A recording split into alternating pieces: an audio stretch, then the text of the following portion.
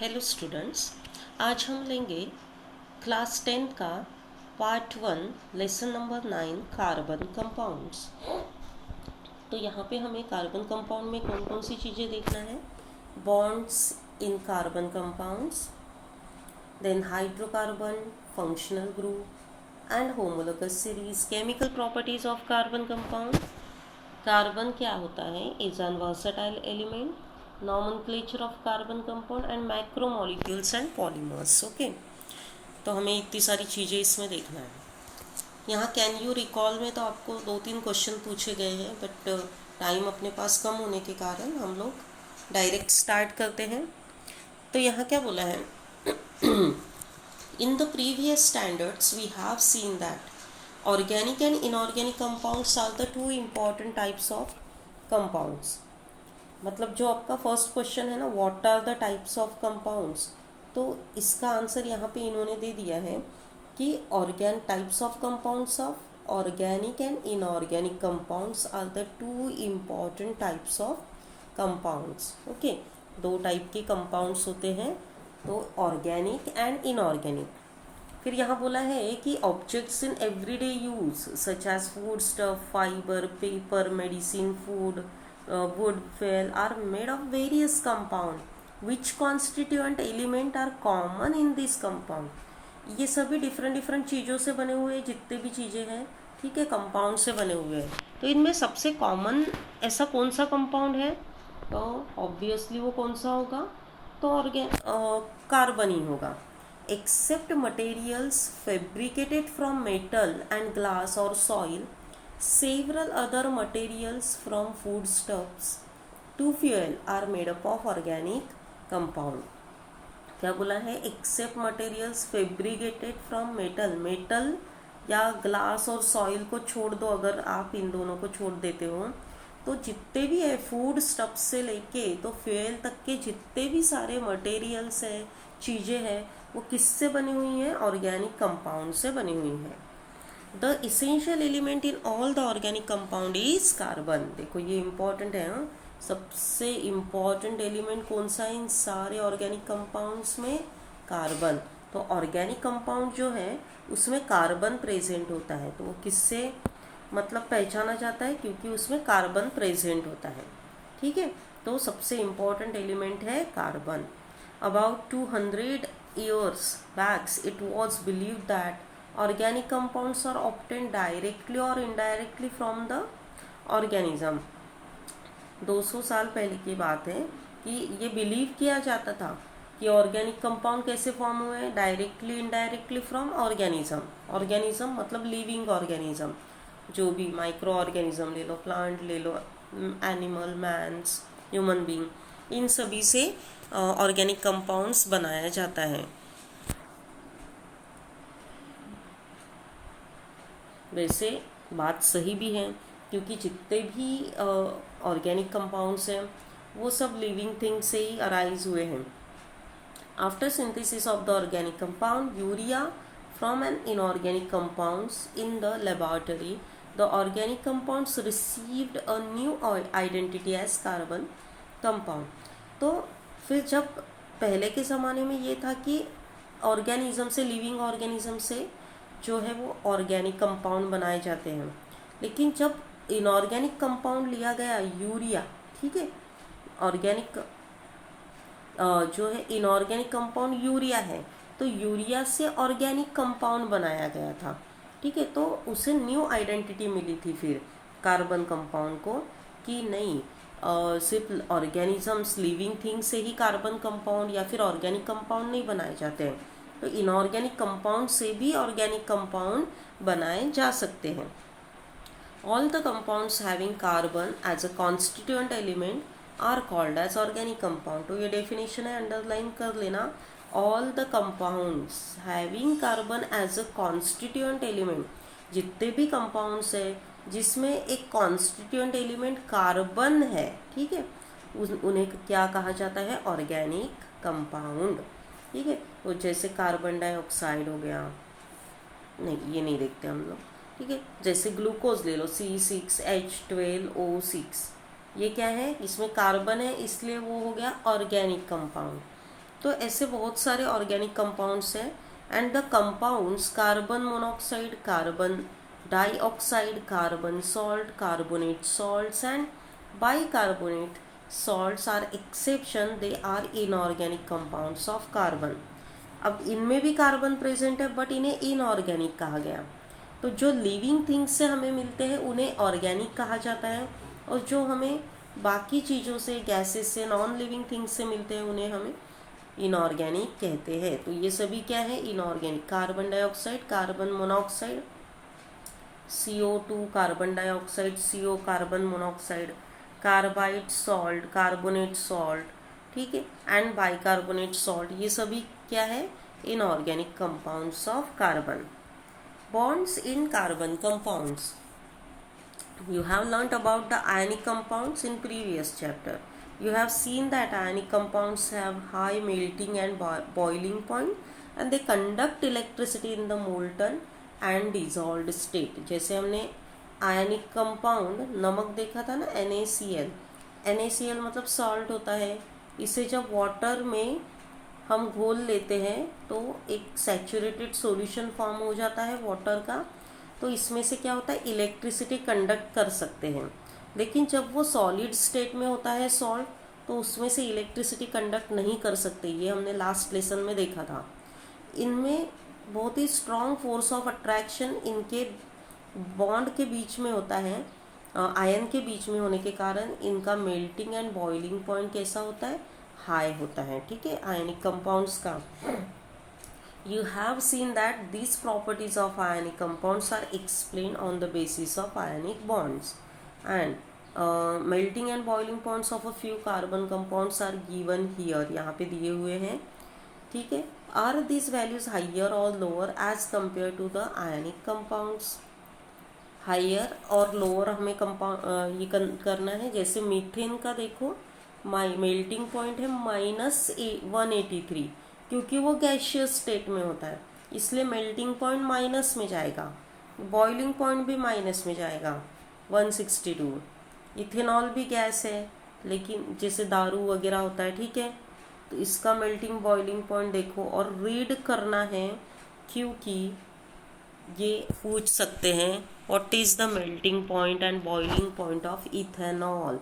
CH3CH2OH melting point है -117 and boiling point है 78। Plus में है और माइनस में नहीं है। क्लोरोफॉर्म, क्लोरोफॉर्म मतलब वो जो किडनैप करते हैं, किडनैपिंग होती है, लोग करते हैं ना किडनैप, तो वो क्या करते हैं, नाक पर रुमाल रख देते हैं जिनका किडनैप करना है, तो उस पर कुछ गैस परफ्यूम लगाते हैं, तो वो परफ्यूम नहीं होता है, वो क्लोरोफॉर्म होता है। तो हाईली स्ट्रांगली हार्मफुल गैस होती है वो, तो क्लोरोफॉर्म, जिसमें CHCl3, क्योंकि क्लोरीन गैस होती है, क्लोरीन गैस बहुत ही हार्मफुल गैस होती है, तो उसके वजह से क्या होता है, आदमी बेहोश हो जाता है। तो वो नाक पर रख देते, दबाते हैं, तो थोड़ी देर में लोग क्या हो जाते हैं, बेहोश हो जाते हैं। मेल्टिंग पॉइंट -64 होता है और बॉइलिंग पॉइंट होता है 61। एसिटिक एसिड जो हमारे घर में होता है vinegar, CH3COOH, melting point 17 and boiling point 118 degree centigrade. Generally the melting and boiling points of carbon compounds are found to be lower than 300 degree centigrade. ठीक है, 300 डिग्री सेंटीग्रेड से कम हम यहाँ पे दिख रहे हैं आपको boiling and melting point. From this we understood that the intermolecular attractive forces are weak in carbon compound, क्योंकि यहाँ पे जो कार्बन कंपाउंड आपको दिख रहे हैं, इनके बीच में क्या होता है, जो इंटर मॉलिक्यूलर अट्रैक्टिव फोर्सेस है वो वीक होता है। जैसे ये दो मॉलिक्यूल है कार्बन के, ठीक है, तो कार्बन के एटम है, तो इनके बीच का जो फोर्स होगा ना, ये बीच का जो फोर्स वो बहुत वीक होगा। ठीक है, इसलिए इनका मेल्टिंग मतलब ये दूर दूर होंगे। ऐसा जब अगर पास में होते हैं तो वो चिपके हुए रहते हैं, मतलब स्ट्रॉन्ग अट्रैक्टिव फोर्स होता है, लेकिन इनमें ये दूर दूर होते हैं, इसलिए वो गैशियस स्टेट में होते हैं। समझ में आ गया? In the previous standards on testing the electrical conductivity of carbon compounds, Glucose and urea, you have observed that they are not electrical conductor. Glucose नहीं है और यूरिया नहीं है, ठीक है। इलेक्ट्रिसिटी कंडक्ट नहीं करता है, ओके। इलेक्ट्रिकल कंडक्टिविटी जब टेस्ट की थी कार्बन कंपाउंड की, तो ग्लूकोज और यूरिया इलेक्ट्रिसिटी कंडक्ट नहीं करता है। Generally most of the carbon compounds are found to be bad conductors of electricity. तो मतलब ज़्यादा से ज़्यादा कार्बन कंपाउंड क्या है, बैड कंडक्टर होते हैं इलेक्ट्रिसिटी के। From it we understand that structures of the most of the carbon compounds lack ionic bond. तो इससे हमें क्या समझ में आता है कि जो कार्बन कंपाउंड का जो स्ट्रक्चर होता है उसमें आयनिक बॉन्ड नहीं होते हैं। तो आयनिक बॉन्ड लॉस होने की वजह से, आयनिक बॉन्ड वहाँ पे क्रिएट ना होने की वजह से वो इलेक्ट्रिसिटी कंडक्ट नहीं कर सकते हैं। It means that chemical bonds in carbon compounds do not produce ions. जो केमिकल बॉन्ड्स होते हैं ना, तो वो आयंस प्रोड्यूस नहीं करते हैं, इसके वजह से। ये आपको आगे में समझ में आ जाएगा। So what is mean by a chemical bond? Chemical bond क्या होता है? What is the number of chemical bonds that an atom of an element forms called, and what are the two types of chemical bonds? What are the two important types of chemical bond? आगे देखते हैं हम लोग. In the previous standards we have learnt about the relationship between electronic configuration and valency of an element, and also about the ionic and covalent bonds. देखो, ionic bond and covalent bond are the two types of chemical bonds. तो हमने देखा था कि relation between electronic configuration and valency of an element. तो इसमें हमने relation क्या देखा था कि जैसे ये कार्बन है, कार्बन का एटॉमिक नंबर होता है 6, तो इलेक्ट्रॉनिक कन्फिगरेशन क्या हो गया 2 and 4, मतलब 6 में से 2 इलेक्ट्रॉन हो जाते हैं फर्स्ट ऑर्बिट में एंड 4 इलेक्ट्रॉन जाते हैं लास्ट ऑर्बिट में, क्योंकि 2 इलेक्ट्रॉन समाने की कैपेसिटी फर्स्ट इलेक्ट्रॉन की होती है ना, फर्स्ट शेल की होती है, और लास्ट शेल में 8 इलेक्ट्रॉन्स जा सकते हैं, कंबाइनिंग कैपेसिटी होती है, बट यहाँ पे 4 इलेक्ट्रॉन जाएंगे, इसलिए इसका इलेक्ट्रॉनिक कन्फिगरेशन है 2 4। Number of electron in the valence shell कितने हैं? वैलेंस मतलब लास्ट ऑर्बिट, लास्ट शेल में नंबर ऑफ इलेक्ट्रॉन्स कितने दिए गए हैं? 4 है, 1 2 3, फिर से निकालती हूँ, 1 2 3 4, ठीक है ना, 4 इलेक्ट्रॉन हैं। तो इसे लास्ट ऑर्बिट को वैलेंस ऑर्बिट भी कहा जाता है, वैलेंस शेल भी कहा जाता है। तो वैलेंस शेल में कितने नंबर ऑफ इलेक्ट्रॉन्स है? 4। Then nearby noble gas and the electronic configuration helium and neon. तो इसका अब मैं आपको समझा के देती हूँ। अगर इसे कार्बन के लास्ट ऑर्बिट में कितने हैं? 4 इलेक्ट्रॉन है, तो 4 इलेक्ट्रॉन से ऑक्टेट कंप्लीट नहीं हो रहा है। ऑक्टेट मतलब 8 इलेक्ट्रॉन चाहिए, तो 8 इलेक्ट्रॉन अगर उसे चाहिए तो वो क्या करेगा? वो क्या करेगा कि एक तो चारों के चारों इलेक्ट्रॉन दे देगा या फिर किसी से ले लेगा 4 इलेक्ट्रॉन। अगर देगा तो हीलियम में कन्वर्ट हो जाएगा, क्योंकि ये जो फर्स्ट ऑर्बिट है यही उसका लास्ट ऑर्बिट बन जाएगा, क्योंकि 2 इलेक्ट्रॉन बचेंगे। 4 इलेक्ट्रॉन देने की वजह से ये जो ऑर्बिट है ये कम्प्लीटली क्या हो जाएगा? निकल जाएगा, रहेगा ही नहीं। तो वो क्या होगा? सिर्फ फर्स्ट शेल जो है 2 इलेक्ट्रॉन का, तो वो 2 इलेक्ट्रॉन होके हीलियम में कन्वर्ट हो जाएगा। और अगर वो किसी से 8 इलेक्ट्रॉन अगर रिसीव करता है तो उसका लास्ट ऑर्बिट जो है वो 8 इलेक्ट्रॉन से फुलफिल हो जाएगा। तो 2 8 उसका क्या होगा? इलेक्ट्रॉनिक कन्फिगरेशन होगा, फिर तो वो नियॉन गैस में कन्वर्ट हो जाएगा। मतलब 2 रास्ते हैं, ठीक है, कि ये जो कार्बन एटम है इसके पास 2 रास्ते हैं कि जो 4 है, जो वैलेंस शेल को एक तो 8 में कन्वर्ट करे या फिर वैलेंस शेल को निकाल के बाहर फेंकी। तो देखो यहाँ पे नीचे में हम जाते हैं। You have seen that the driving force behind the formation of bond by an atom is to attain the stable electronic configuration of the nearby noble gas and obtain stability। तो इस यहाँ पे क्या बोला गया है कि अगर इसे स्टेबल गैस में, कार्बन को स्टेबल गैस में कन्वर्ट होना है, उसको स्टेबिलिटी ऑब्टेन करनी है, तो उसको नियर बाय नोबल गैस में कन्वर्ट होना पड़ेगा। मतलब उसका इलेक्ट्रॉनिक कन्फिगरेशन एक तो 2 हो जाएगा या फिर 2.8 हो जाएगा। ठीक है, तो ये कैसे पॉसिबल है? तो उसको कोई तो भी एक फोर्स अप्लाई करना पड़ेगा, ड्राइविंग फोर्स अप्लाई करना पड़ेगा बॉन्ड बनाने के लिए। तो as the valence shell of carbon contains 4 electrons, there can be many alternative routes to attain noble gas configuration. ठीक है, अगर उसे वैलेंस शेल जो है, वैलेंस शेल को क्या करना है कि नोबल गैस में कन्वर्ट होना है, तो उसको मेनी रूट्स, मतलब वैसे तो 2 रूट्स दिए गए हैं, तो वो 2 रूट कौन कौन से हैं? एक तो है first, to attain the configuration of noble gas helium, मतलब मुझे हीलियम जैसा बनना है। वो बोलेगा, कार्बन क्या बोलेगा कि मुझे हीलियम के समान बनना है। तो हीलियम के समान कब बनेगा वो? तो वो अगर अपने 4 इलेक्ट्रॉन, मतलब लास्ट वैलेंस शेल के इलेक्ट्रॉन किसी को डोनेट कर देगा। तो देखो, by losing one after another all the 4 electrons, मतलब एक के बाद एक चारों इलेक्ट्रॉन वो क्या करेगा? लॉस करेगा।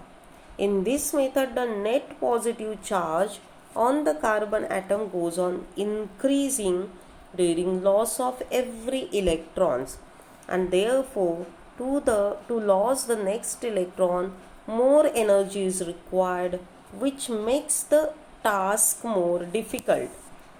अब देखो यहाँ क्या बोला है, ये जो कार्बन है इसके फर्स्ट शेल में 2 इलेक्ट्रॉन होते हैं, सेकेंड शेल में होते हैं 4 इलेक्ट्रॉन्स, है ना, 4 इलेक्ट्रॉन्स होते हैं। तो वो क्या करेगा, एक एक करके अपने इलेक्ट्रॉन क्या करेगा? लॉस करते जाएगा। ये एक इलेक्ट्रॉन अगर वो लॉस करता है तो कितने बच गए हैं? इस पर पॉजिटिव चार्जेस बढ़ जाएंगे, क्योंकि इलेक्ट्रॉन क्या होते हैं? नेगेटिव होते हैं ना।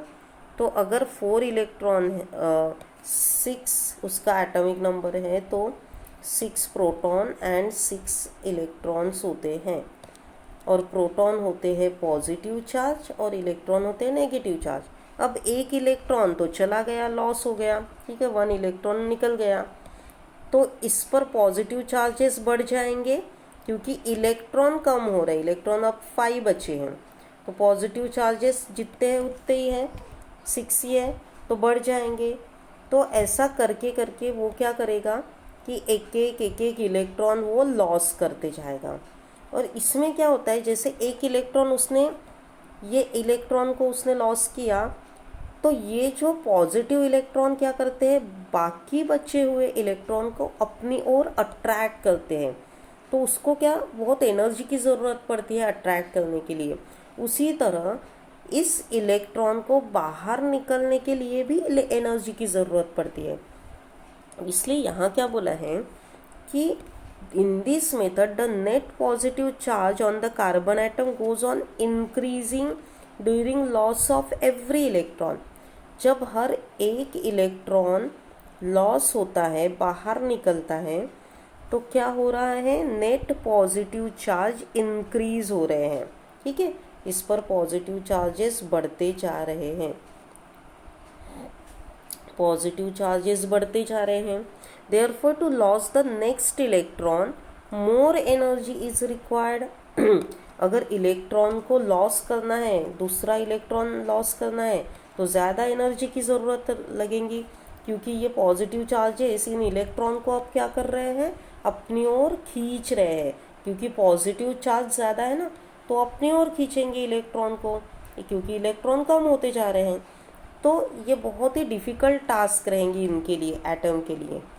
However, moreover, the C4+ cation would ultimately forms in this process becomes unstable in spite of its noble gas configuration because it has a small size with high net charge. तो जैसे जैसे एक एक करके क्या होंगे, चारों इलेक्ट्रॉन निकलते जाएंगे. 4 इलेक्ट्रॉन निकले मतलब क्या हुआ, 4 पॉजिटिव चार्ज, मतलब कटायंस बढ़ गए हैं. पॉजिटिव मतलब कटायन होते हैं, तो इसलिए 4 कटायंस जो हैं वो तैयार हो जाएंगे कटायंस, और उस पर नेट चार्ज क्या आएगा, 4 पॉजिटिव नेट चार्ज आएगा. अब ये जो है, ये ऑर्बिट जो था, सेकेंड ऑर्बिट पूरा निकल गया, तो ये जो फर्स्ट वाला ऑर्बिट ही बचा, तो इस एटम का साइज कैसा हो जाएगा, फिर स्मॉल साइज हो जाएगा. ठीक है. Therefore, carbon atom does not take this route to attain a noble gas configuration. इसलिए कार्बन एटम क्या करेगा, ये वाला रास्ता अपनाएगा ही नहीं, क्योंकि उसका साइज क्या हो रहा है, कम होते जा रहा है, और उसके इलेक्ट्रॉन भी लॉस होते जा रहे हैं. तो सेकेंड में क्या बोला है, to attain the stable electronic configuration of the noble gas neon by accepting 1 by 1 as the 4 electron in the valence shell. तो अब वो बोल रहा है कि मुझे अभी इसके जैसा बनना है. किसके जैसा, नियॉन के जैसा बनना है. तो वो क्या करेगा, जो 4 इलेक्ट्रॉन है तो वो किसी दूसरे एटम से 4 इलेक्ट्रॉन एक्सेप्ट करेगा. ठीक है. कितने, 4 इलेक्ट्रॉन एक्सेप्ट करेगा. एक्सेप्ट करने से क्या हो जाएंगे, उसके ऊपर के इलेक्ट्रॉन्स इंक्रीज हो जाएंगे और पॉजिटिव चार्जेस कम पड़ जाएंगे, है कि नहीं. तो उस पर 4 इलेक्ट्रॉन नेगेटिव ऐसा एनायन वहाँ पर तैयार हो जाएगा. तो यहाँ देखो क्या बोला है, in this method the net positive negative charges on the carbon atom goes on increasing while accepting every new electron. हर एक एक इलेक्ट्रॉन एक्सेप्ट करते जाएगा, वो एक एक इलेक्ट्रॉन एक्सेप्ट करते जाएगा, तो हर वक्त क्या होगा, नेगेटिव चार्जेस बढ़ते जाएंगे. Therefore, the more energy is required for accepting the next electron by overcoming the increasing repulsive force, making the task more and more difficult. तो वो हर एक टाइम में क्या करेगा, एक एक इलेक्ट्रॉन एक्सेप्ट करते जाएगा, जिसके वजह से क्या होगा, रिपल्सिव फोर्स. रिपल्सिव फोर्स मतलब क्या होता है कि जो अंदर के जो इलेक्ट्रॉन हैं वो दूर दूर जा रहे हैं अभी. ठीक है. वहाँ पे एटम अंदर का जो शेल था वो क्या कर रहा था, वो खींच रहा था ना, अपनी ओर खींच रहा था, क्योंकि इलेक्ट्रॉन कम हो रहे थे. अब यहाँ पे बाहर के शेल में इलेक्ट्रॉन बढ़ रहे हैं, तो रिपल्सिव फोर्स जो है वो इंक्रीज होते जा रहा है. ठीक है. Moreover the C4 negative anion ultimately form होंगे, वुड बी अनस्टेबल. फिर भी ये अनस्टेबल होगा, स्टेबल नहीं होगा, in spite of its noble gas configuration. ठीक है. मतलब वो नियॉन के समान बनेगा, नियॉन नहीं होगा, नियॉन गैस नहीं रहेगा, नियॉन के जैसा बन जाएगा, लेकिन अनस्टेबल ही रहेगा वो. As it would have a small size with high net charge make it difficult for the nuclear charge 6+6 to hold 10 electrons around it. जबकि उसका एटॉमिक नंबर है 6 और 6 प्रोटॉन होते हैं, तो 10 इलेक्ट्रॉन के बढ़ जाने से, मतलब एंड अगेन 4 इलेक्ट्रॉन बढ़ जाने से क्या हो जाएगा, नेट न्यूक्लियर चार्ज फिर उसके ऊपर क्या हो जाएगा, 10 हो जाएगा. Therefore carbon atom does not take this route to attain a noble gas configuration. वो अनस्टेबल ही रहेगा, वो भले ही नोबल गैस नियॉन में कन्वर्ट नहीं होगा, उसके जैसा हो जाएगा, बट वो अनस्टेबल ही रहेगा. तो इसलिए वो ये रूट भी अपनाएगा नहीं. तो फिर क्या करेगा वो, टू अटेन, थर्ड है, to attain the configuration of neon by sharing 4 electrons of valence shell with 4 valence electrons of other atoms. In this method, 2 atoms share valence electrons with each other. ठीक है. क्या करेगा फिर, वो sharing करेगा. मतलब जैसे यहाँ पे अगर कार्बन के लास्ट ऑर्बिट में 4 इलेक्ट्रॉन हैं, तो वो हाइड्रोजन जैसे एटम से, हाइड्रोजन के ऑर्बिट में एक ही शेल होता है, एक ही इलेक्ट्रॉन होता है, तो वो हाइड्रोजन जैसे एटम से क्या करेगा, शेयरिंग करेगा। तो हाइड्रोजन इसके पास आ जाएगा और एटम की शेयरिंग करने से इस तरह से, देखो मैं यहाँ पे स्ट्रक्चर ड्रॉ करके बताती हूँ आप लोगों को कि ये हाइड्रोजन इधर सरक जाएगा, इधर सरकने से यहाँ पर एक क्या फॉर्म होगा, देखो 4 हाइड्रोजन एटम यहाँ पे आके चिपक जाएंगे, हाइड्रोजन हाइड्रोजन मतलब शेयरिंग करेंगे। मतलब ये कार्बन बोलेगा कि तू भी एक इलेक्ट्रॉन ले ले, या मतलब तेरा भी ड्यूप्लेट कंप्लीट हो जाता है, और हाइड्रोजन बोलेगा हाँ तू भी मेरा एक इलेक्ट्रॉन ले ले, तेरा भी ऑक्टेट कंप्लीट हो जाएगा। ऐसे चारों हाइड्रोजन और कार्बन क्या करेगा, एक दूसरे से कोलैबोरेट करेगा और शेयरिंग करेगा। ठीक है, तो ये वाला रास्ता वो अपनाएगा। Valence shell of both the atoms overlap and accommodate the share the electrons. Overlap होना मतलब इसे ही ओवरलैपिंग कहते हैं। ठीक है, ये कार्बन एक दूसरे पर ओवरलैप हो जाएंगे और इलेक्ट्रॉन क्या करेंगे, शेयर करेंगे। As a result both the atoms attain a noble gas configuration, जिससे दोनों एटम क्या करेंगे, नोबल गैस में कन्वर्ट हो जाएंगे without generating any net charge on them. फिर लेकिन इनके ऊपर कोई भी चार्जेस नहीं आएगा, वो क्या रहेंगे, न्यूट्रल हो जाएंगे। ठीक है, due to this factors atoms retain stability, इसके वजह से उनमें क्या आ जाएंगे, एक स्टेबिलिटी आ जाएंगे। Therefore carbon atom adopt this route to attain a noble gas configuration. तो कार्बन एटम ये थर्ड वाला रूट अपनाएगा नोबल गैस कॉन्फ़िगरेशन अटेन करने के लिए। अंडरस्टैंड स्टूडेंट इतना? तो आगे वाला पोर्शन मैं आपको नेक्स्ट वीडियो में भेजती हूँ।